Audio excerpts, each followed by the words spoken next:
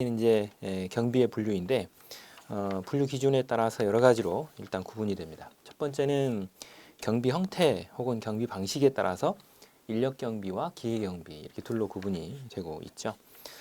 인력 경비는 말 그대로 경비원이 순수하게 사람으로 사람이 가지고 있는 5가지의 감각 기관을 이용해서 여러 가지의 위해를 찾아내서 경비의 진행을 보는 그런 부분이죠. 자, 그렇기 때문에 거기 교재에 나와 있는 것처럼 일정 혹은 물적 가치가 있는 여러 가지의 어떤 이 가치 있는 자산들을 일단 여러 가지 위해로부터 일단 순수한 인간의 감각기관이라고 볼 수 있는 5가지 감각기관을 통해서 보호할 수 있는 이런 형태입니다. 근데 기계경비는 말 그대로 기계가 하는 것이죠. 그러다 보니까 경비업법상으로도 기계경비 업무라고 하는 형태로 별도의 경비 업무를 분류하고 있는 것이죠.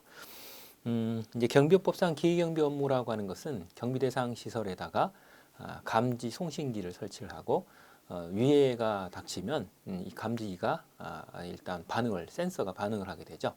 그것을 통해서 송신, 즉 전파를 송신하게 되면 그 발신된 이 송신된 전파를 신호를 경비 대상 시설 밖에 있는 관제 시설에서 수신기를 통해서 그 신호를 받게 됩니다. 이래서 이제 가까이에 있는 출동 차량에 일단 명령을 해서 유해가 있는 그 보호 대상 시설에, 즉 경비 대상 시설에 출동을 시키는 이런 형태의 시설이 경비 업무가 기계경비 업무입니다.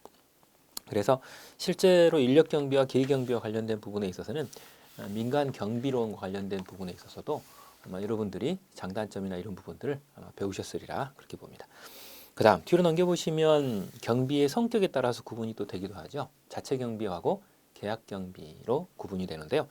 자체 경비라고 하는 것은 말 그대로 경비와 관련되어 있는 조직을 자체적으로, 즉 경비 부서를 따로 만들어서 일단 스스로 경비 업무를 진행하는 이런 형태로 가는 것을 우리는 자체 경비이다 이렇게 표현하는 데 반해서 계약 경비라고 하는 것은 말 그대로 이제 외주를 두는 거죠. 그래서 경비업체에 계약을 맺고 경비 서비스를 이렇게 제공받는 이런 형태로 진행이 되는 것이 계약 경비입니다.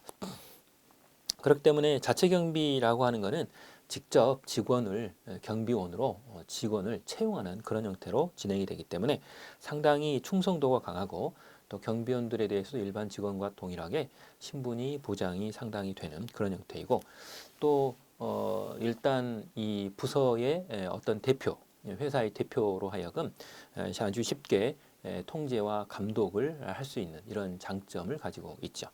그러나 이것에 대해서 이제 비용이 많이 든다라고 하는 부분에 문제도 있고요. 그리고 인사 관리가 좀 어렵다라고 하는 부분에 평가를 받고 있기도 합니다. 그러나 계약 경비의 경우에서는 어차피 외주에 있는 전문 업체에 맡겼기 때문에 일단 비용이 절감될 수 있습니다. 그리고 상당히 탄력적으로 일단 인사 배치를 시킬 수 있는 이런 부분이 있습니다. 그러나 충성도가 떨어지고 그리고 이직률이 상당히 높다라고 하는 문제점이 있는 부분이죠. 그 다음 경비의 목적에 따라서 거기 나와 있는 5가지로 구분이 됩니다. 이 5가지는 일반적으로 이제 경비업법에서 구분을 하고 있는 것과 비슷한 형태를 띠고 있긴 합니다. 그러나 약간 다른 부분도 있죠. 경비업법상으로는 여러분들이 신호기 특설 이래 가지고 5가지의 형태로 구분을 통상적으로 하고 있습니다. 그런데 여기에 나와 있는 경비 목적에 따른 구분에 있어서는 혼잡 경비가 여기에 들어 있습니다. 그래서 기계경비라고 하는 것은 방금 전에 나온 부분이기 때문에 기계경비가 빠지고 혼잡 경비가 대신 들어 있어서 경비업법상의 이 경비 업무하고는 약간 차이가 있는 그런 부분이 이 경비의 목적이죠. 물론 이 부분은 이제 일부 교수님들이 약간 다르게 주장을 하시는 분들도 있습니다. 그렇기 때문에 이 부분은 이제 교수님들마다 약간 차이가 있다라는 생각을 하시고 공부를 하셔야 되는 부분이고요. 먼저 거기 보시면 시설 경비라고 하는 게 있죠. 말 그대로 여러 가지 경비 대상 시설에 대해서 도난이나 화재 이런 혼잡에 대해서 경비원을 배치시켜서 위해 발생을 방지시키는 이런 형태로 되어 있는 게 시설 경비이고요. 그 다음 호송 경비라고 하는 것은 주로 이제 운송이 필요한 이 물건을 일반적으로 보호하는 이런 형태죠. 자, 그렇기 때문에 그 대상이 물건이라는 데 특징이 있는 데 반해서 신변보호 업무라고 하는 것은 사람의 생명과 신체를 보호하고자 하는데 있는 게 신변보호 업무입니다. 그래서 호송경비하고는 좀 다른 측면이죠. 그 다음 혼잡경비